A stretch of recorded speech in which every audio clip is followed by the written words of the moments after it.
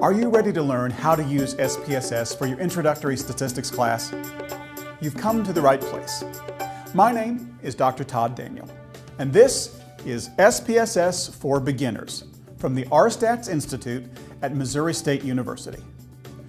I use SPSS pretty much on a daily basis, so I developed this series of videos for people who are brand new to SPSS to get you started quickly and easily.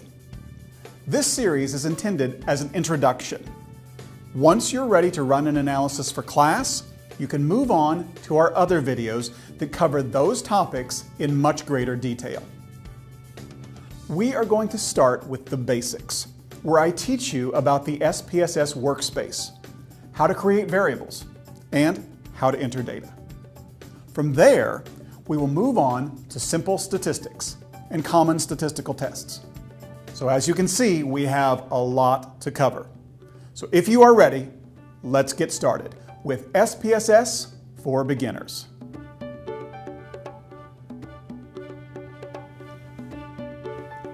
SPSS is a popular program for statistical analysis.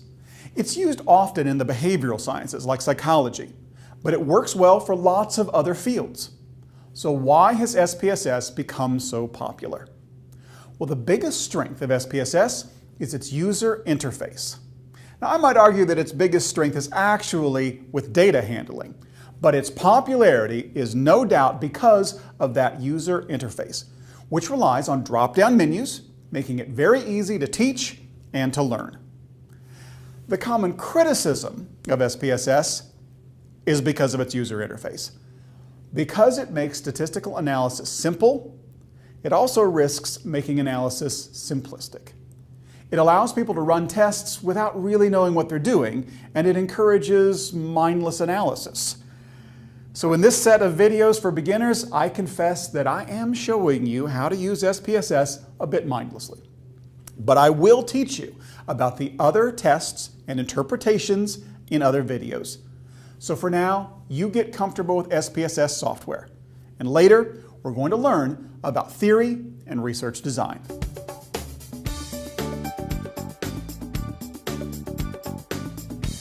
The letters SPSS used to stand for Statistical Package for the Social Sciences. SPSS was created for social sciences like psychology, sociology, health and human services, way back in 1968. In 2009, SPSS was purchased by IBM.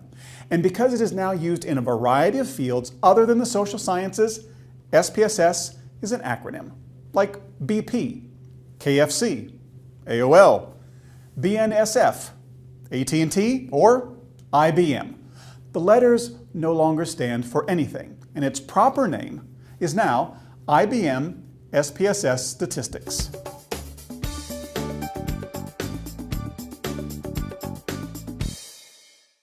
This introduction is for people who have had little to no experience with SPSS. So start by opening the SPSS software on your computer. When the splash page pops up, just dismiss it, and then we can get to work. I'm going to be using SPSS version 24, but what I show you will look very familiar even if you're using a version as far back as SPSS 16. Let's get started with the basics. There are two view modes to SPSS. There is data view and variable view. Data view, which we're in right now, is basically just a spreadsheet. And this is where you enter numbers. Each row represents one participant or subject or case. And each column is dedicated to a single variable or type of measurement. So right now, all of the cells are gray. Let's just try popping in some numbers. I'll do 1, 2, 3. You'll see that as you enter a number into a column, that column comes to life. The variable automatically gets named and its properties are set by default.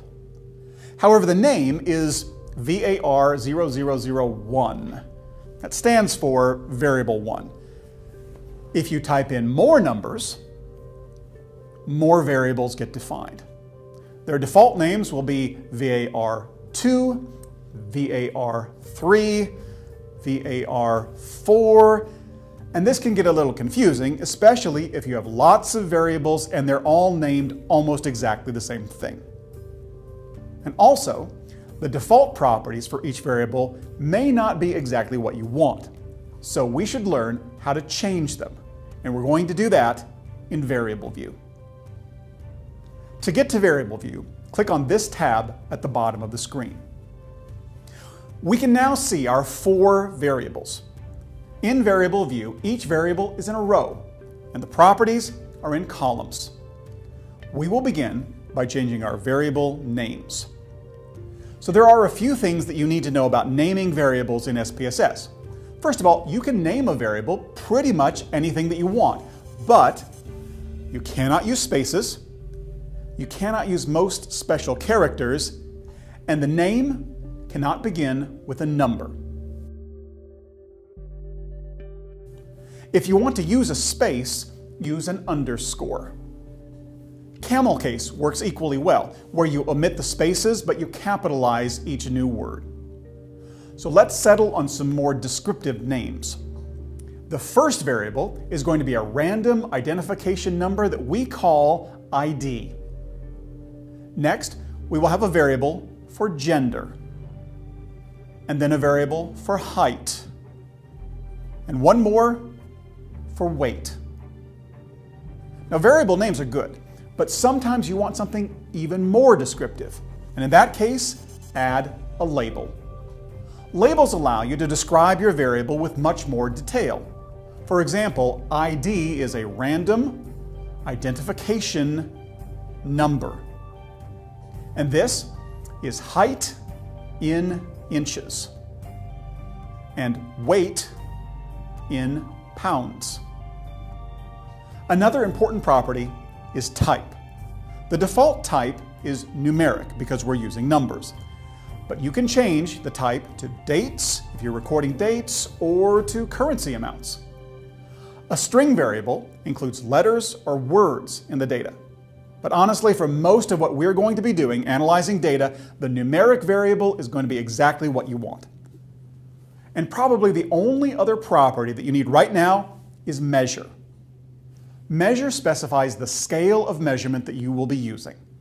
Now, any statistics textbook will tell you that there are 4 scales of measurement: nominal, ordinal, interval, and ratio. So in SPSS, measure nominal is called nominal. Ordinal is called ordinal, but interval and ratio are both called scale. Both of these variables are nominal. We'll leave these two set to scale. Now, I'll quickly mention some other properties. Width specifies how wide or narrow the string variable entries can be. We won't be using string variables, so we can safely ignore that. Decimals specifies how many decimal places will be shown. 2 decimals is the default, but we can increase or decrease them. The nominal variables don't need decimals because they are whole numbers. Scale variables we can leave set to 2 decimals. Column specifies how wide or narrow the columns will appear in data view. Change the column value to 25 and the column becomes wider. You can also adjust the width of the columns by hand in data view. And you will see those changes reflected back in variable view.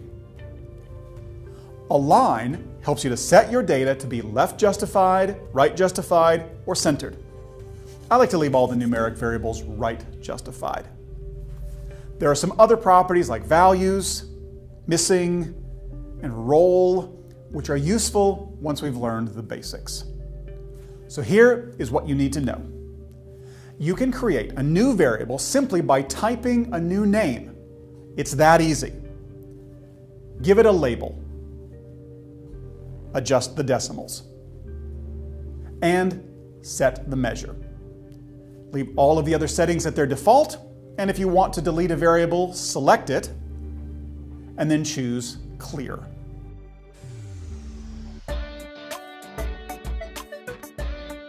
So now you know some basics for SPSS. How to create a variable and adjust its settings.